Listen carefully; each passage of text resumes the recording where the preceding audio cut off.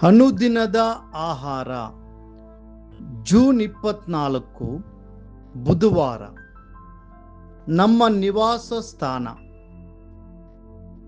ಧರ್ಮೋಪದೇಶ ಕಂಡ 33ನೇ ಅಧ್ಯಾಯ 27ನೇ ವಚನ.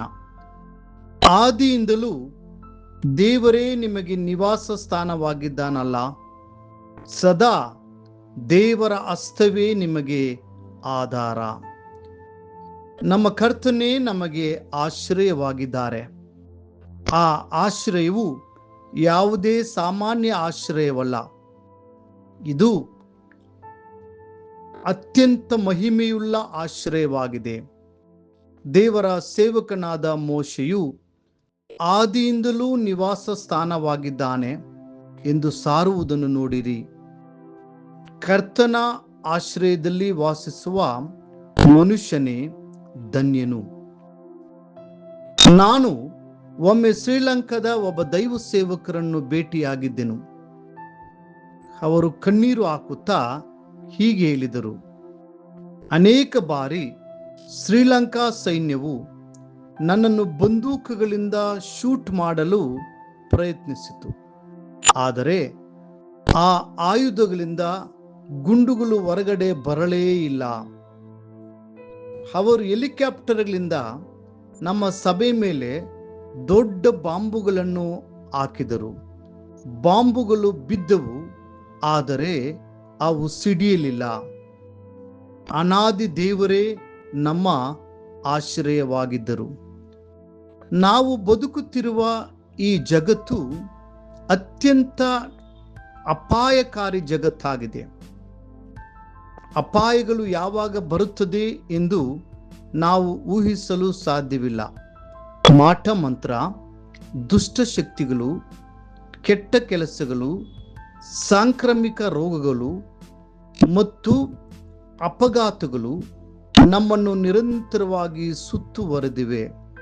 ಆದರೂ ನಾವು ಅವುಗಳಿಗೆ ಹೆದರಬೇಕಾಗಿಲ್ಲ, ಏಕೆಂದರೆ ಅನಾದಿ ದೇವರೇ ನಮಗೆ ಆಶ್ರಯವಾಗಿದ್ದಾರೆ. ದಾವೀದನನ್ನು ನೋಡಿರಿ, ಆತನಿಗೆ ಎಷ್ಟು ಶತ್ರುಗಳಿದ್ದರು. ಅವನು ಕುರಿ ಮತ್ತು ದನಕರುಗಳನ್ನು ಮೇಯಿಸುತ್ತಿದ್ದಾಗ ಸಿಂಹಗಳು, ಕರಡಿಗಳು ಮತ್ತು ತೋಳಗಳು ಅವನ ವಿರುದ್ಧ ಬಂದವು.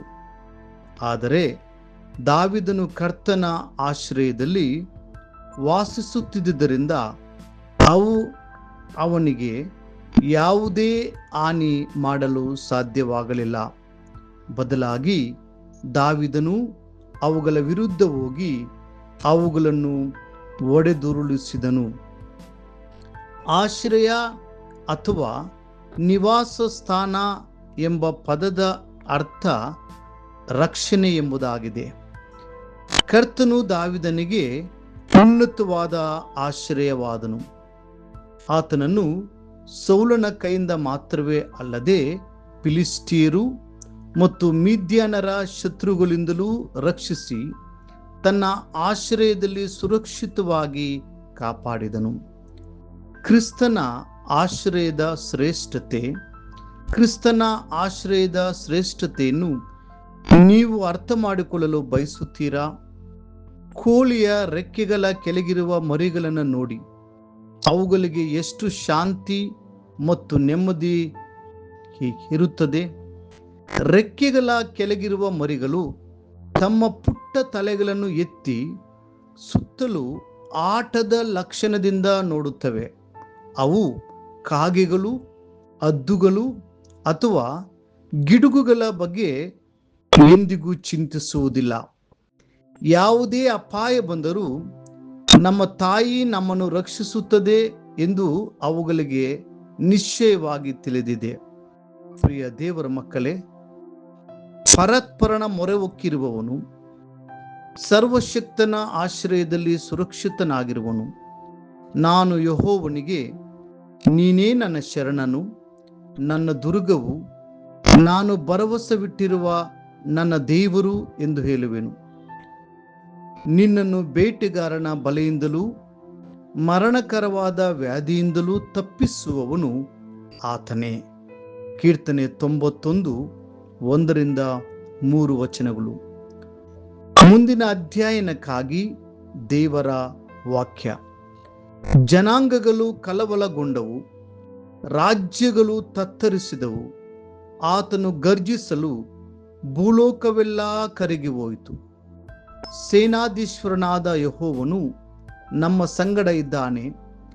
ಯಾಕೋಬ ವಂಶದವರ ದೇವರು ನಮಗೆ ಆಶ್ರಯ ದುರ್ಗವಾಗಿದ್ದಾನೆ. ಕೀರ್ತನೆ 46 6 ಮತ್ತು 7ನೇ ವಚನ. ಈ ದಿನ ಓದುವ ದೇವರ ವಾಕ್ಯ. ಮುಂಜಾನೆ ಯೋಬನು 1ನೇ ಅಧ್ಯಾಯ ಮತ್ತು 2ನೇ ಅಧ್ಯಾಯ. ಸಂಜೆ ಅಪೊಸ್ತಲರ ಕೃತ್ಯಗಳು 7ನೇ ಅಧ್ಯಾಯ 22-43 ವಚನಗಳು. ದೇವರು ನಿಮ್ಮನ್ನು ಆಶೀರ್ವದಿಸಲಿ.